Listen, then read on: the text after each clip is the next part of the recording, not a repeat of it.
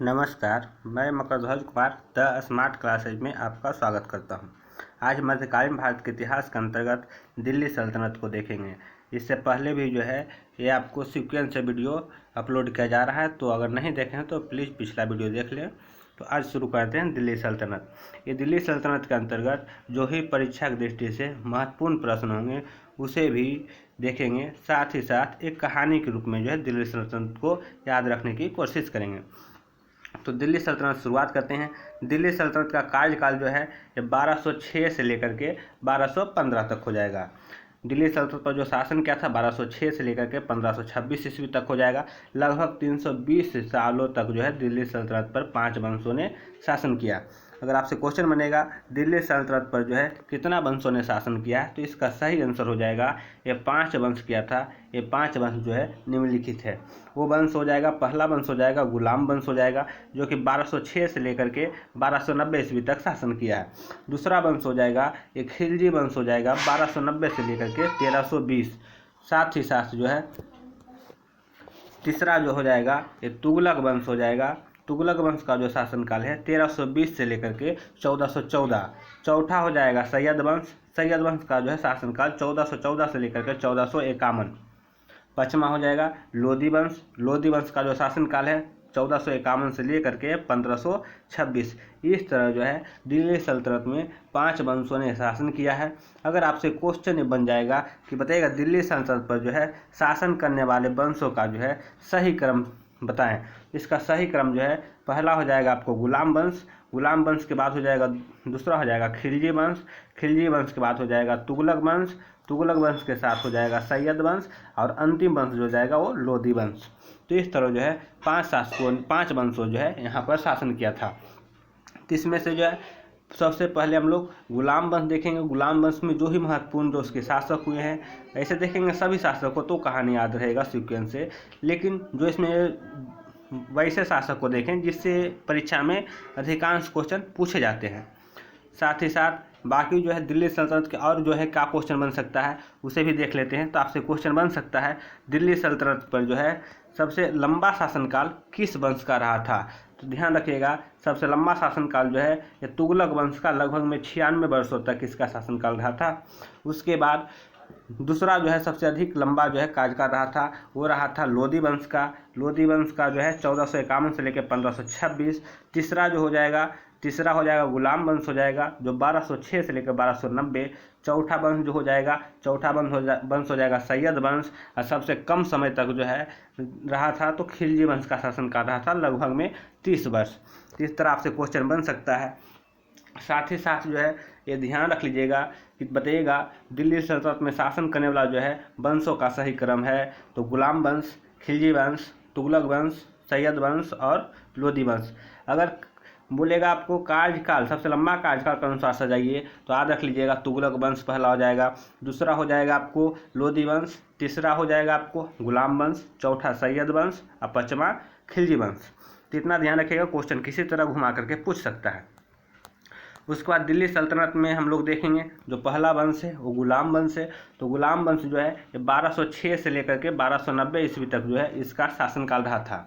अगर गुलाम वंश के संस्थापक की बात करें तो गुलाम वंश का संस्थापक हो जाएगा कुतुबुद्दीन ऐबक। कुतुबुद्दीन ऐबक जो है गुलाम वंश का संस्थापक था। वास्तव में जो है गुलाम वंश को गुलाम वंश न कह करके ममलूक वंश भी कहा जाता है। ममलूक का अर्थ होता है किसी का संपत्ति या अपनाया हुआ। तो वास्तव में जैसा आप देखिएगा गुलाम वंश के जो भी शासक होगा वो वास्तव में जो है किसी एक माँ बाप का न होकर के, जैसे आप वंश का मतलब होता है किसी के दादा हैं फिर उसका बेटा फिर उसका पोता फिर उसका बेटा, इस तरह के शासनकाल होता है, उसे वंश बोलते हैं। लेकिन जो गुलाम वंश है यहाँ पर वास्तव में जो है गुलाम वंश को एक जो है वंश न होकर के स्वतंत्र माँ बाप के जो है एक स्वतंत्र माँ बाप के जो है तुर्क संतान थे, इसलिए वास्तव में जो है गुलाम वंश को ममूलक वंश के नाम से भी जाना जाता है। ध्यान रखिएगा अगर ममूलक वंश लिख देगा तो कन्फ्यूज नहीं होना है। जैसे देख सकते हैं कुतुबुद्दीन ऐबक जो गुलाम वंश के संस्थापक था वो कुतुबी वंश का था, जबकि इल्तुतमिश जो है ये शमसी वंश का हो जाएगा। बलबन की अगर बात करें तो बलबन जो है खुद एक बलबनी वंश का था। अगर आपसे क्वेश्चन बने गुलाम को फारसी में क्या कहा जाता है, ये क्वेश्चन पूछा हुआ है तो ध्यान रख लीजिएगा गुलाम को फारसी में जो है बंदगा के नाम से जानते हैं। उसके बाद अगला देखिएगा इसमें जो है गुलाम वंश के जो प्रमुख शासक, गुलाम वंश में जो भी हुआ है शासनकाल, कुछ का छोटा रहा है कुछ का बड़ा रहा है, लेकिन जनरली जो एग्जाम में क्वेश्चन पूछा जाता है वो इन्हीं जो है 4 शासकों से पूछा जाता है, इसलिए इसको ध्यान रखिएगा। गुलाम वंश के प्रमुख शासक में गुलाम वंश का जो है प्रमुख शासक में हम लोग देखेंगे कुतुबुद्दीन ऐबक को, जिसका कार्यकाल 1206 से लेकर 1210 तक रहा था।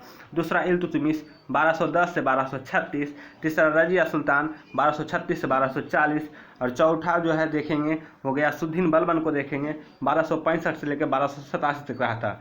तो ये जो है गुलाम वंश के प्रमुख शासक 4 शासक हुए, जिससे हमेशा एग्जाम में क्वेश्चन पूछते रहता है। तो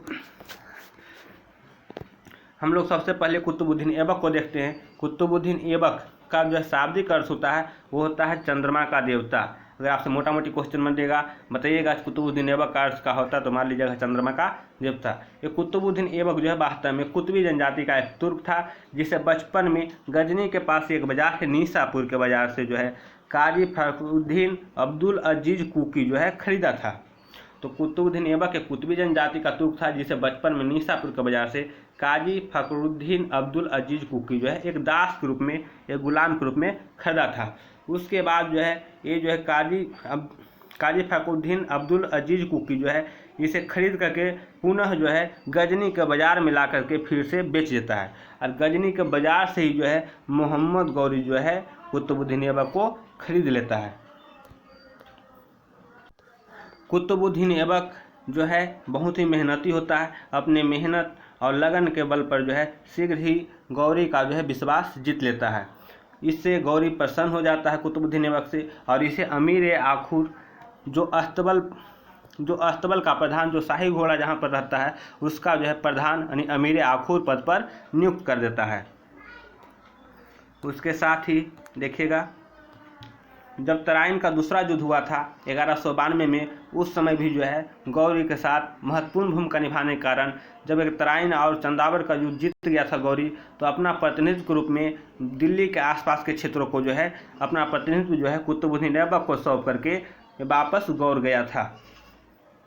उसके द्वारा जो है भारत में रहते हुए कुतुबुद्दीन ऐबक जो है कुछ अभियान भी चलाया था जो विजय रहा। तो पहला जो इसका अभियान था अहिलबाड़ का अभियान हो जाएगा 1197 में। अहिलबाड़ यही गुजरात का जो है क्षेत्र हो जाएगा जहां जो चालुक्य वंश के शासकों को पराजित किया था। दूसरा हो जाएगा बुंदेलखंड हो जाएगा 1202, इसे भी जो है विजय किया था।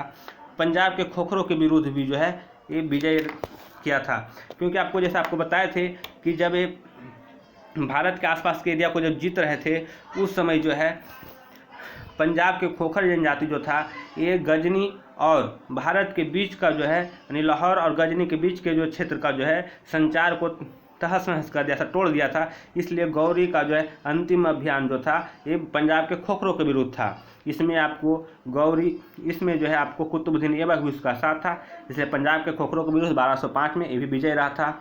उसके बाद जो अगला पॉइंट देख लेते हैं, गौरी के जब मृत्यु हो जाता है, आपको पता है जैसा कि आपको पहले क्लास में भी देख लिए होंगे, गौरी जो है जब 1206 में वापस जब एक गौर जाते रहता है तो दम्यक नामक स्थान पर जो है इसकी हत्या कर दी जाती है। तो जब गौरी का मृत्यु हो जाता है तो तुर्क सरदारों और अमीरों के कहने पर जो है कुतुबुद्दीन ऐबक जो है सत्ता संभाल लेती है, लेकिन अब अपना राज्याभिषेक जो है 3 महीने के बाद 25 जून 1206 को अपना राज्याभिषेक करवाता है। याद रख लीजिए कुतुबुद्दीन ऐबक एक वफादार गुलाम था। यह जो है तुर्क सरदार और अमीरों के कहने पर जो है सत्ता संभालता है और अपना राज्याभिषेक जो है उसके 3 महीने के बाद यानी 25 जून 1206 को अपना राज्याभिषेक करवाता है। इसलिए आपसे क्वेश्चन बन सकता है, बताइएगा दिल्ली सल्तनत का कौन सा सुल्तान जो है वो अपना राज्याभिषेक 3 महीने बाद करवाया है, तो कुतुबुद्दीन ऐबक हो जाएगा। कुतुबुद्दीन ऐबक ने कभी भी अपने आप को सुल्तान की उपाधि नहीं धारण किया, वह सिर्फ जो है मलिक और सिपहसालार की पदवी धारण की। वास्तव में जैसे आपको बताए थे कुतुबुद्दीन ऐबक एक वफादार गुलाम था, इसलिए अपने आप को जो है ये कभी सुल्तान नहीं माना, और ये जो है इसलिए जो है सुल्तान की उपाधि धारण कभी नहीं किया। वह सिर्फ जो है मलिक और सिपहसालार के रूप में जो है पदवी धारण करके अपने आप को संतुष्ट रखा था।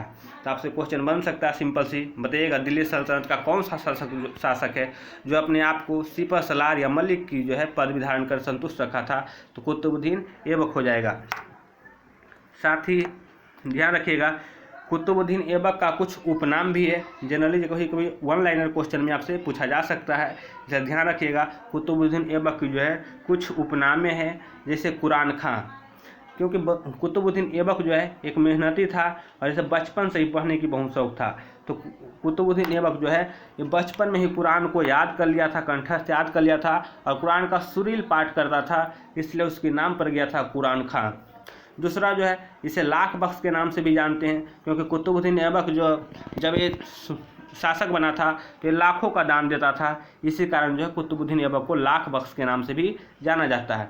साथ ही इसे पील बख्श भी कहते हैं, क्योंकि ये जो है हाथियों का भी दान करता था, इसलिए पील बख्श हो जाएगा। साथ में गरीबों की जो है बहुत मदद करता था, भलाई करता था, इसलिए जो है इसे हातिम ताई के नाम से भी जाना जाता है। तो याद रख लीजिएगा, कुरान खां, लाख बख्श, पील बख्श, हातिम ताई इत्यादि उपनाम पूछेगा तो ये कुतुबुद्दीन ऐबक का उपनाम है। उसके साथ ही देख लीजिएगा कुछ, हाँ, कुतुबुद्दीन ऐबक जब शासक बना था दिल्ली और लाहौर का, तो उस समय उसके सामने जो है कुछ चुनौतियां थी।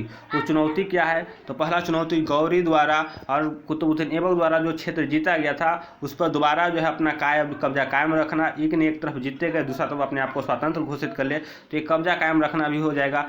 दूसरा हो जाएगा ख्वारिज्म साम्राज्य से अपने राज्य को सुरक्षित रखना। तीसरा गौरी के बाकी गुलामों से भारत को बचाना। तो देख लेते हैं इसको एक नज़र। ये जो है ये भारत का मैप बनाया है, जिसमें ये वाला जो क्षेत्र आप लोग देख रहे होंगे ये जो है दिल्ली और राजस्थान एक कुल एरिया में जो है कुतुबुद्दीन ऐबक का था, जबकि उच्च मुल्तान में जो है गौरी के गुलाम कुबाचा को, और ये जो गजनी का क्षेत्र देख रहे हैं यहाँ पर यलदौज था। आपको बताए थे गजनी गौरी के जो है 4 विश्वासी गुलाम था, जिसमें ये यलदौज हो जाएगा, कुबाचा हो जाएगा, कुतुबुद्दीन ऐबक हो जाएगा, और जो बंगाल आर का जो जीता था वो बख्तियार खिलजी हो जाएगा। तो उसके 4 गुलामों में जो है दिल्ली के आसपास के पूरे जो क्षेत्र था यहाँ पर अपना उत्तराधिकारी या प्रतिनिधित्व जो नियुक्त किया था कुतुबुद्दीन ऐबक को किया था। ये जो उच्च और मुल्तान का हो जाएगा ये जो है कुबाचा को, जबकि गजनी का बोलेगा तो यलदौज हो जाएगा।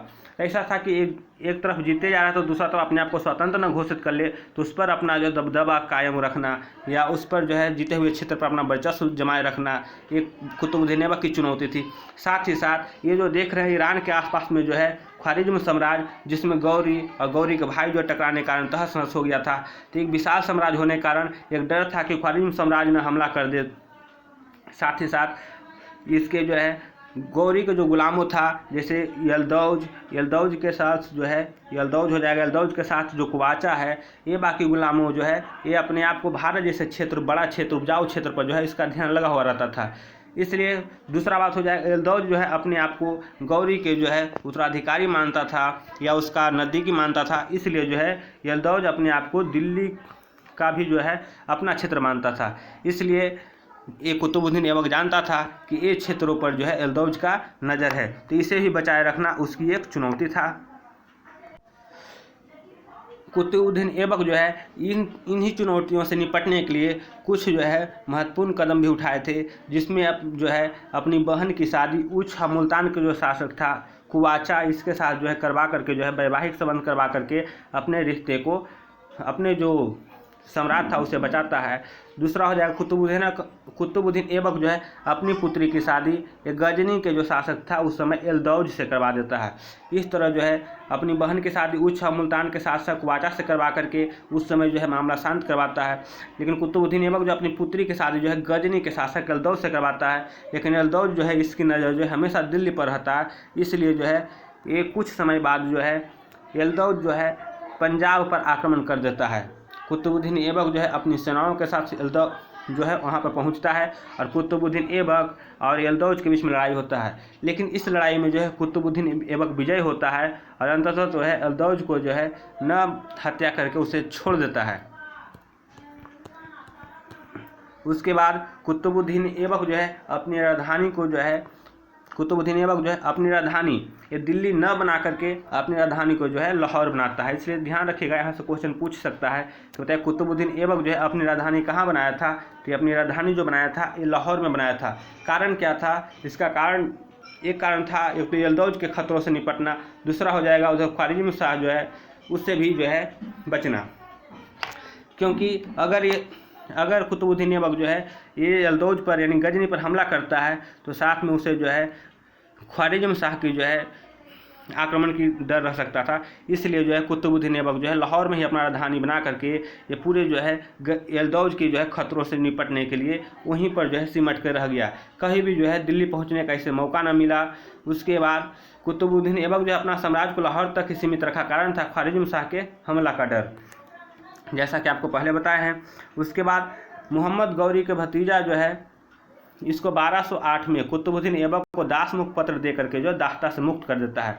ये भी आपसे इंपॉर्टेंट क्वेश्चन बन सकता है, क्योंकि आपको पता है गौरी जो है अपना गुलाम रहते हुए इसे दास से जो है मुक्त नहीं किया था। लेकिन जब ये शासक बन गया तो उस समय जो है महमूद गौरी का भतीजा था गियासुद्दीन महमूद, इसे जो है 1208 में कुतुबुद्दीन ऐबक को एक दास मुक्त जो है प्रमाण पत्र दे करके उसे दास्ता से मुक्त करता है। तो आपसे क्वेश्चन बन सकता है ये जो कुतुबुद्दीन ऐबक को जो है दास्ता से मुक्ति कब मिला है, तो ध्यान रख लीजिएगा 1208। उसके साथ ही जो है कुतुबुद्दीन ऐबक के दरबार में कुछ कवि भी रहते हैं, जो देख लीजिएगा। कुतुबुद्दीन ऐबक के जो दरबारी कवि थे हसन निजामी, याद रख लीजिएगा, ये पुस्तक लिखे हैं ताज उल मासिर। तो आपसे क्वेश्चन बनेगा हसन निजामी जो कवि थे वो किसके दरबारी कवि थे, तो कुतुबुद्दीन ऐबक हो जाएगा। साथ में फ़ख मुदबिर हो जाएगा, यह एक पुस्तक लिखे थे तारीख मुबारक शाही। कुतुबुद्दीन ऐबक जो है कुछ निर्माण कार्य भी करवाए थे, उसे भी देख लेते हैं। जो निर्माण कार्य करवाया था कुतुबुद्दीन ऐबक, उसमें जो है कुबत उल इस्लाम मस्जिद दिल्ली, जो दिल्ली के पास में है कुबत उल इस्लाम मस्जिद, और याद रख लीजिएगा कुबत उल इस्लाम मस्जिद जो है बनवाया था कुतुबुद्दीन ऐबक, और ये भारत का पहला मस्जिद है। ये जो कुबत उल इस्लाम जो है वास्तव में राय पिथौरागढ़ में पृथ्वीराज तृतीय, जिसे पृथ्वीराज चौहान कहते हैं, इनके द्वारा निर्मित 27 जैनवा विष्णु मंदिर को तोड़कर बनवाया गया था। तो आपसे भी क्वेश्चन बन सकता है वास्तव में कुतुब उल इस्लाम मस्जिद जो है ये किसके जगह बनाया गया था, तो याद रखिएगा पृथ्वीराज तृतीय द्वारा निर्मित 27 जैनवा विष्णु मंदिर को तोड़कर बनवाया गया था। और भारत का पहला मस्जिद बोलेगा तो कुतुब उल इस्लाम मस्जिद हो जाएगा। दूसरा जो हो जाएगा ये बनवाया था 2.5 दिन का झोपड़ा मस्जिद। 2.5 दिन का झोपड़ा मस्जिद कहाँ है, तो पॉइंट बन जाएगा, याद रखिएगा, ये अजमेर में है। 2.5 दिन का झोपड़ा मस्जिद अजमेर में जो है इसको ही बनाया था कुतुबुद्दीन ऐबक बनवाया था। ये बनवाया था लगभग 1199 में। 1199 में जो है ये 2.5 दिन का झोपड़ा मस्जिद बनवाया था। और यहाँ पर भी जो है विग्रहराज विशलदेव चतुर्थ, जो कि पृथ्वीराज तृतीय या पृथ्वीराज चौहान के दादा थे, उनके द्वारा निर्मित संस्कृत विश्वविद्यालय को तोड़ करके जो है 2.5 दिन का झोपड़ा मस्जिद बनाया गया था। 2.5 दिन का झोपड़ा मस्जिद से तो क्वेश्चन पूछा जा चुका है कि बताइएगा जहाँ पर 2.5 दिन का झोपड़ा मस्जिद है वहाँ पर पहले क्या था, तो याद रख लीजिएगा वहाँ पर पहले जो है संस्कृत विश्वविद्यालय था, उसे ही तोड़वा करके जो 2.5 दिन का झोपड़ा कुतुबुद्दीन ऐबक बनवाया था। यही बनवाया था कब, तो 1199 ईस्वी में। याद रख लीजिएगा 2.5 दिन का झोपड़ा मस्जिद कहाँ है, अजमेर। पहले क्या था, तो संस्कृत विश्वविद्यालय। कौन बनवाया था संस्कृत विश्वविद्यालय, तो विग्रहराज विशलदेव चतुर्थ, जो पृथ्वीराज चौहान के दादा थे। उसका जो तीसरा निर्माण कार्य हो जाएगा, ये तीसरा कुतुब मीनार जो दिल्ली में है। तो याद रख लीजिएगा कुतुब मीनार जो है इसे सूफी संत ख्वाजा कुतुबुद्दीन बख्तियार का की याद में जो है कुतुबुद्दीन ऐबक जो है कुतुब मीनार की नींव रखवाया था। साथ ही जो है अगर आपसे क्वेश्चन बनेगा कुतुब मीनार की जो है नींव रखवाया था, तो कुतुबुद्दीन ऐबक किसके याद में, एक सूफी संत से ख्वाजा कुतुबुद्दीन बख्तियार काकी। साथ ही जो है याद रख लीजिएगा कुतुब मीनार के अगर नींव की बात करेगा तो ये हो जाएगा कुतुबुद्दीन ऐबक, लेकिन कुतुब मीनार को पूर्ण करवाया था तो इल्तुतमिश हो जाएगा। साथ ही जो है आपसे क्वेश्चन बन सकता है, जैसे कुतुब मीनार जो है देखिएगा तो उस समय कुतुब मीनार का जो नींव रखवाया था या पहला मंजिल बनवाया था, यह बनवाया था कुतुबुद्दीन ऐबक। लेकिन इसकी जो है कुतुबुद्दीन ऐबक की जो है 1210 में चौगान खिलते अचानक मृत्यु हो जाता है, इसलिए इसका जो पूर्ण करवाने का कार्य करता है ये करता है इल्तुतमिश। इल्तुतमिश जो है दूसरा से लेकर के जो है चौथा मंजिला तक बनवा देता है इस तरह। उसके बाद कुछ समय बाद जो है यहाँ पर बिजली गिरता है। बिजली गिरने के कारण जो है चौथा तल्ला तहस नहस हो जाता है, तो इसकी जो है मरम्मत चौथा और पाँचवा जो ऊपर तल्ला बनवा देता है वो बनवाता है फिरोज शाह तुगलक। इसलिए आपसे क्वेश्चन बन सकता है 3 तरह से। एक तो बनेगा कुतुब मीनार की नींव रखा था कुतुबुद्दीन ऐबक, किसके याद में, तो सूफी संत ख्वाजा कुतुबुद्दीन बख्तियार काकी के याद में। पूर्ण करवाया था इल्तुतमिश हो जाएगा। बोलेगा कुतुब मीनार की मरम्मत करवाया था, तो याद रखिएगा फिरोज शाह तुगलक। उसके साथ में 1210 ईस्वी में कुतुबुद्दीन ऐबक जो है चौगान खेलते समय घोड़े से गिर करके मर जाता है।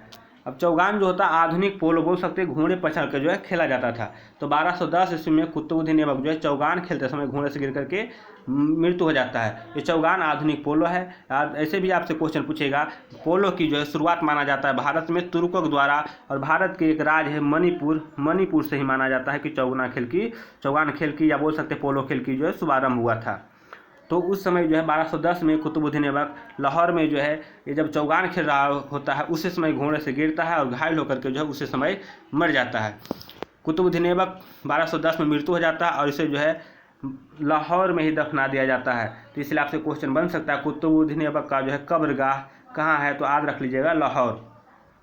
कुतुबुद्दीन ऐबक का जब आकस्मिक मृत्यु हो जाता है तो उसका उत्तराधिकारी चयन में कुछ समस्या होता है। तो इसी से निपटने के लिए कुछ अमीर सरदार जो था या जो अमीर तुर्क था वो जो है आराम शाह को जो है उसका उत्तराधिकारी या सुल्तान घोषित कर देता है। आराम शाह के बारे में जो है कोई इतिहासकार बोलता है उसका भाई है, कोई इतिहासकार बोलता है उसका बेटा है, लेकिन मतभेद है क्योंकि इसको माना जाता है कि कुतुबुद्दीन ऐबक का कोई भी पुत्र नहीं था, लेकिन कुतुबुद्दीन ऐबक के गुलाम था, इसे खरीदा गया था बाज़ारों से, इसलिए इसका भाई भी नहीं हो सकता है। हम लोग को उतना ध्यान नहीं रखना है, जनरली आपको बेटा देता है इसलिए बेटा पर ध्यान रखिएगा, लेकिन कुछ इतिहासकार नहीं मानते कि कुतुबुद्दीन ऐबक का कोई बेटा था, सिर्फ उसकी बेटी थी। लेकिन हम लोग को उतना ध्यान नहीं देना है, बस इतना ध्यान रखिएगा कुतुबुद्दीन ऐबक का जो उत्तराधिकारी हुआ था तो आराम शाह हो जाएगा। आराम शाह जो था एक अयोग्य शासक था, इसलिए राज्यों में जो है वो सही राज्यों को चला नहीं पाया और कुछ ही दिनों में जो है राज्यों में विद्रोह हो गया। इस विद्रोह को दबाने के लिए या फिर से जो है सत्ता को जो है संचालित करने के लिए अमीर तुर्क जो था वो कुतुबुद्दीन ऐबक के दामाद इल्तुतमिश को दिल्ली आने के लिए निमंत्रण भेज देता है। उस समय जो है इल्तुतमिश जो कि कुतुबुद्दीन ऐबक का दामाद था वो बदायूं उत्तर प्रदेश का जो है राज्यपाल था या बोल सकते हैं सूबेदार था। उसे निमंत्रण भेजता है, दिल्ली आइए, दिल्ली आकर के जो है यहाँ का बागडोर संभालिए। इल्तुतमिश भी देरी नहीं करता है, वो शीघ्र ही जो है वो दिल्ली पहुँच जाता है। जब दिल्ली पहुँचता है तो आराम शाह भी जो है वहाँ पर तैनात रहता है और इसलिए जो है आराम शाह और इल्तुतमिश के बीच में जो है एक युद्ध होता है जिसमें इल्तुतमिश जीत जाता है और आराम शाह की जो है हत्या कर देता है। इस तरह आराम शाह मारा गया। उसके बाद जो दिल्ली का उत्तराधिकारी होगा वो होगा इल्तुतमिश। अब इल्तुतमिश जो है शमसी वंश का था, इसलिए अगला जो है वीडियो हम देखेंगे इल्तुतमिश को। तो आप बताइएगा आपको इस वीडियो देखने में कैसा लगा है। अभी शुरुआत है और मोबाइल से बना रहे हैं इसलिए कुछ कठिनाई हो सकता है, लेकिन हमेशा सुधार करने की कोशिश कर रहे हैं। अगर अच्छा लगता है तो प्लीज़ लाइक करें, अगर अभी तक सब्सक्राइब नहीं किए तो सब्सक्राइब करें और जितना हो सके शेयर करें। धन्यवाद।